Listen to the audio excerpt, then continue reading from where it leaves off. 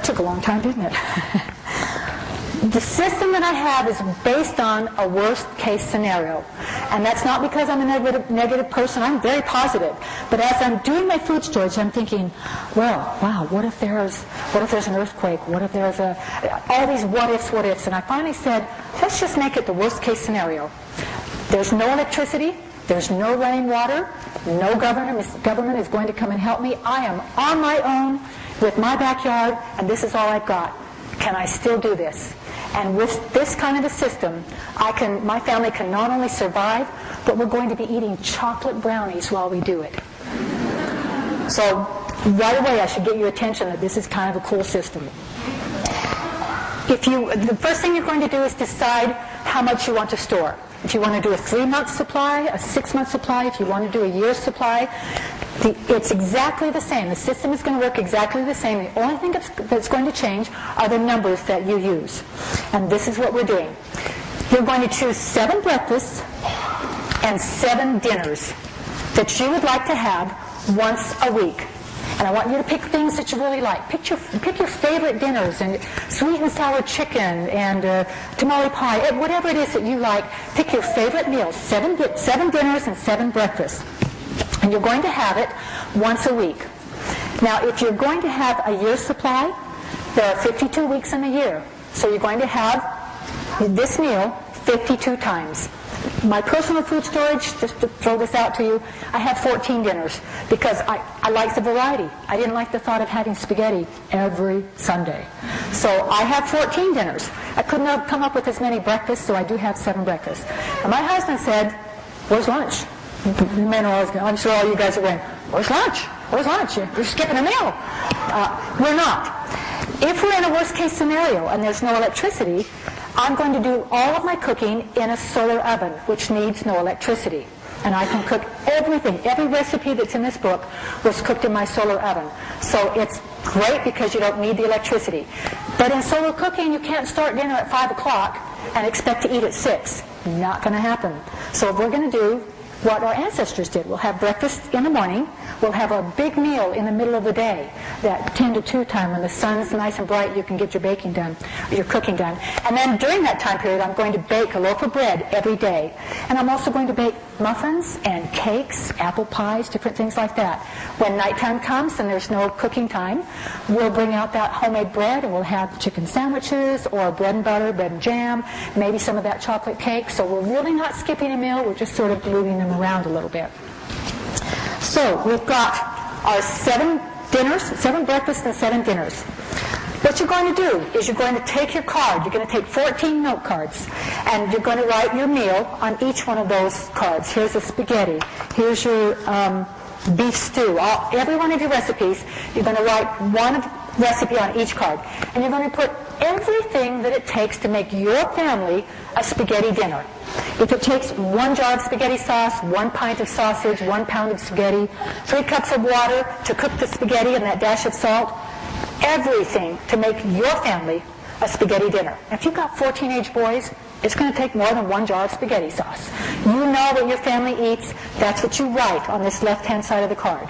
Then, if you're doing a year's supply, 52 weeks in a year, 52 times. You multiply everything by 52. Is that just so easy?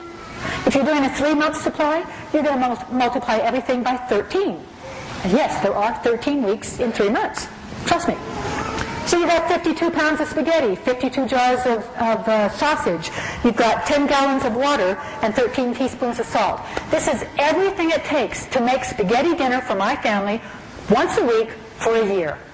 You do the rest of your cards, you have an entire year's supply on these 14 cards, and everything it takes to feed your family for an entire year, down to the teaspoon of salt. I'm a detailed person, and this is as detailed as you can get. But it's nice because if you don't make it detailed, for instance, I was always buying cases of dehydrated apples. I like them. They taste good. It's a nice snack, but it was never enough. You know what I'm talking about. You're thinking, oh, do I have enough powdered milk? I've got 9 children, and I better buy more powdered milk. And I was always buying the dehydrated apples. But when I started the system, I realized what I really wanted was apple pie.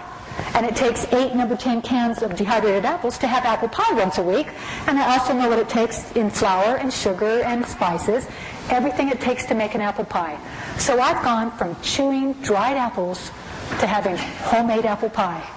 This is cool. This is going to make your food storage real food. And it's everything that you want. And it's as much as you want.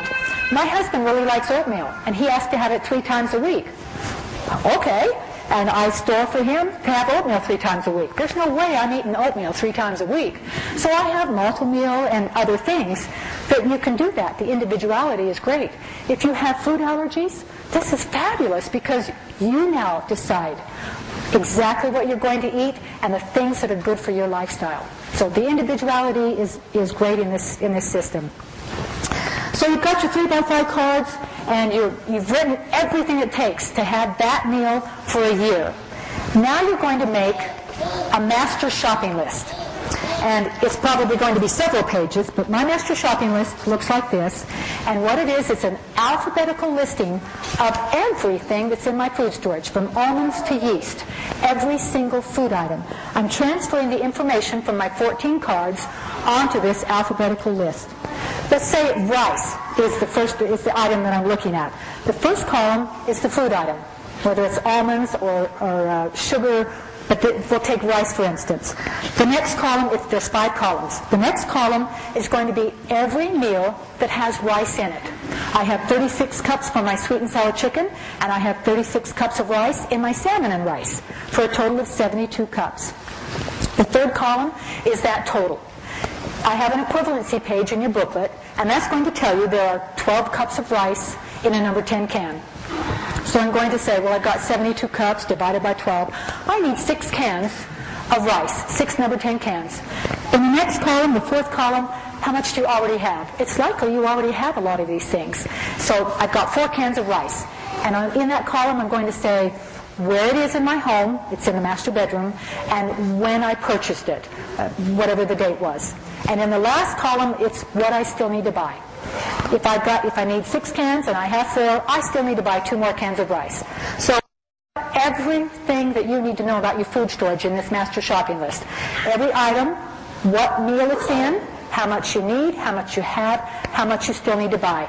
You'll take this with you whenever you go grocery shopping, and when you see something on sale, you're going to go, oh, look, I need 5 cans of that to finish my food storage. And you buy it, you mark it off, you date your food, and you put it in your food storage. So that's pretty much the system, the very simple choosing the 7 meals.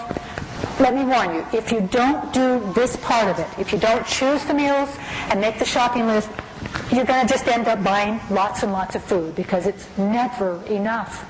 You know that, don't you? You just keep buying food because you think it's just not enough, it's not enough. And with this, I know exactly what it's going to take to have an entire year's supply down to the teaspoon of salt. I'm going to save time and money and effort because I no longer buy foods that I don't eat, and I never buy more than I need. And I'm not going to buy too little either. That's important. All right.